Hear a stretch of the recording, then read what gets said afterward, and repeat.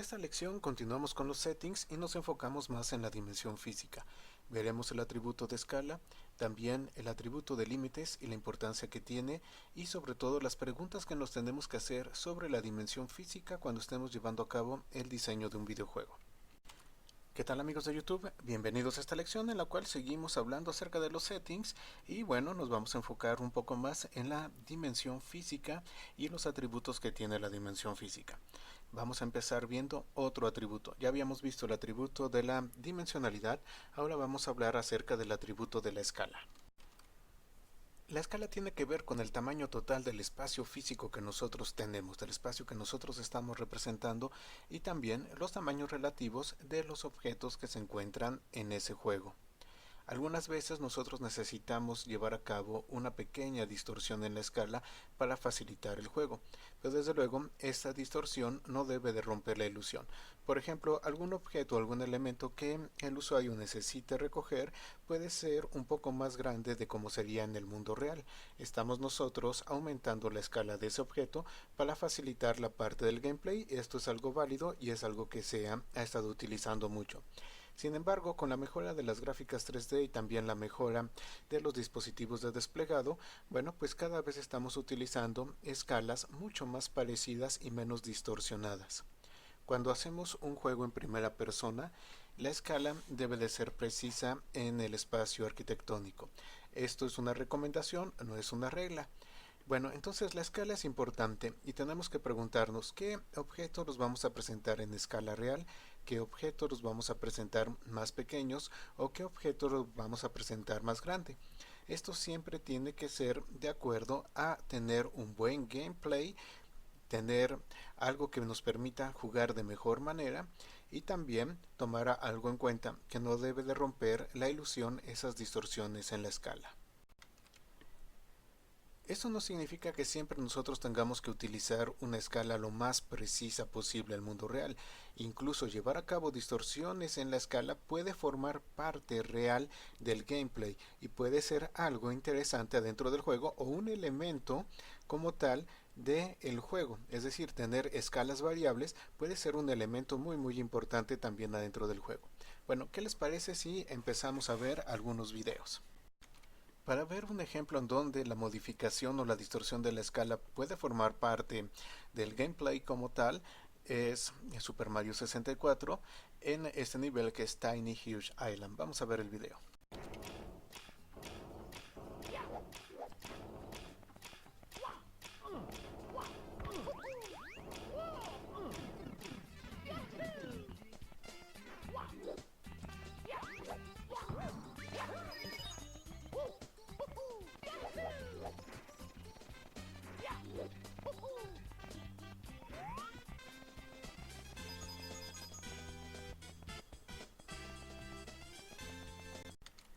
Entonces recuerden documentar su escala.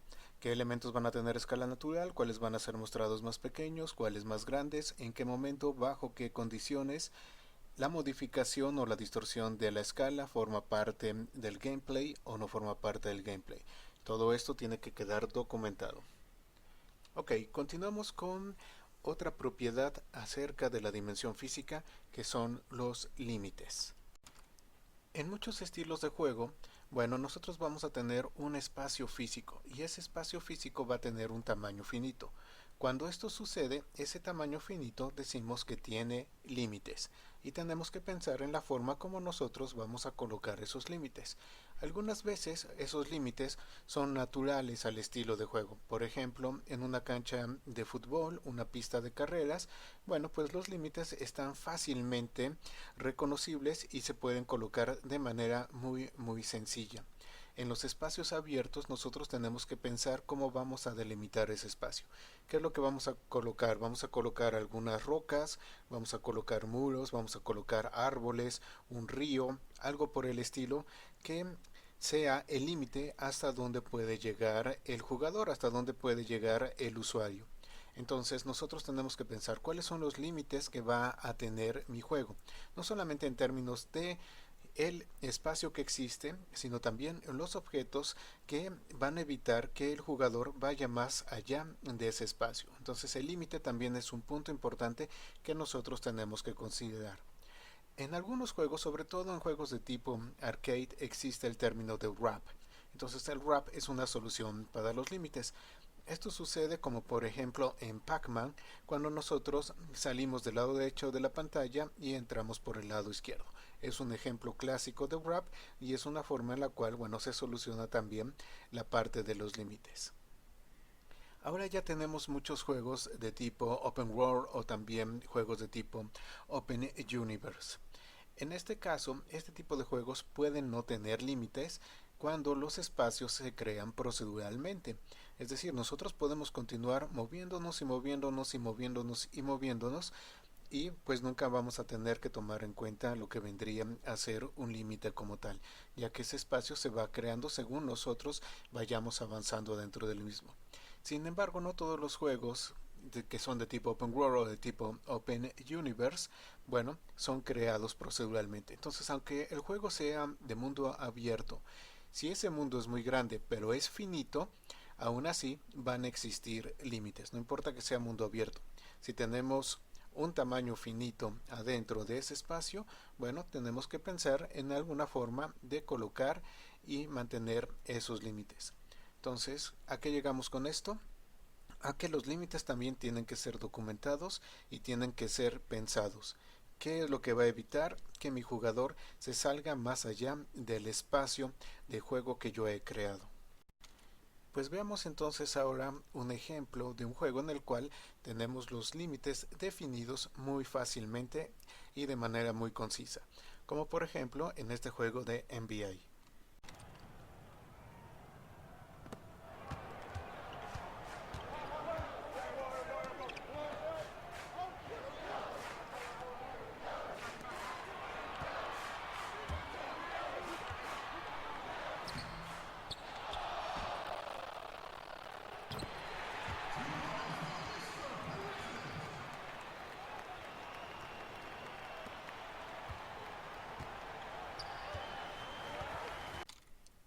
Muy bien, entonces, ¿qué preguntas tenemos que hacernos sobre la dimensión física? En primer lugar, ¿cuántas dimensiones espaciales se necesitan? También, ¿cuántas dimensiones de desplegado se van a necesitar? ¿Qué tan grande es el mundo? ¿Qué tan necesaria es una escala exacta? ¿Va a ser necesaria más de una escala? Podemos tener más de una escala, objetos con diferentes escalas. ¿Cómo se va a manejar el tamaño, la velocidad y el movimiento? ¿Cómo va a estar limitado ese mundo? ¿Cómo se van a disfrazar los límites del mundo? ¿Y qué pasa si el jugador va más allá de los límites? Una parte importante de poder diseñar videojuegos es el explorar juegos creados por alguien más y empezar a entender estos conceptos en términos de los juegos que alguien más creó. Entonces, bueno, aquí les voy a dejar una pequeña tarea y vamos con la primera pregunta. ¿Cuántas dimensiones espaciales se necesita? Entonces, ¿qué juegos ustedes conocen que realmente sean juegos que estén trabajando con 3 dimensiones espaciales y juegos que realmente sean juegos de 2 dimensiones espaciales? Y también de esos juegos, cuáles tienen un desplegado en 2D y un desplegado en 3D, porque podemos tener juegos que tengan 2 dimensiones espaciales, aunque en realidad el desplegado sea en 3D y viceversa. Bueno, otro es, ¿qué tan grande es el mundo? ¿Qué juegos tienen mundos realmente pequeños y aún así el gameplay es bastante bueno? ¿Y qué juegos tienen mundos grandes?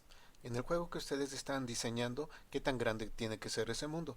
Realmente el que el mundo sea más grande ayuda al gameplay, ayuda a que sea un mejor juego. ¿Necesito yo un mundo muy grande o puede ser un mundo pequeño? Luego, ¿qué tan necesaria es una escala exacta? ¿Qué juegos conocen que tengan escalas exactas? ¿Qué juegos conocen que tengan escalas variables? En el cual el mundo vaya cambiando la escala. Ahora, pueden reconocer en un juego cuando un objeto tiene una variación en la escala para facilitar el gameplay del juego que ustedes están diseñando. Necesitan hacer este tipo de variaciones en la escala para facilitar y mejorar el gameplay. Van a necesitar más de una escala dentro del juego. ¿Cómo se va a manejar el tamaño, la velocidad y el movimiento? Eso también forma parte de la dimensión física.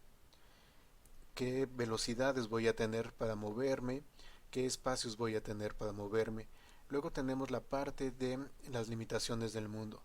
Las limitaciones del mundo también nos pueden servir para que el jugador recorra un área en particular o vaya moviéndose en nuestro nivel en una dirección en particular. Entonces, no solamente las limitaciones del mundo es de no pases, sino que también nos puede servir para guiar. ¿Qué juegos ustedes conocen que estemos utilizando los límites del mundo precisamente para guiar al usuario? Por ejemplo, en The Last of Us se utiliza mucho la parte de los límites del mundo para irlo guiando hacia donde nosotros queremos adentro del nivel, y sin embargo no se sienten como límites, se siente como si fuera un recorrido natural. Entonces su juego va a tener esto, que pueden aprender de ese tipo de juegos acerca de cómo utilizar los límites, no solamente para impedir que el usuario llegue a una parte, sino para guiarlo hacia donde nosotros queremos.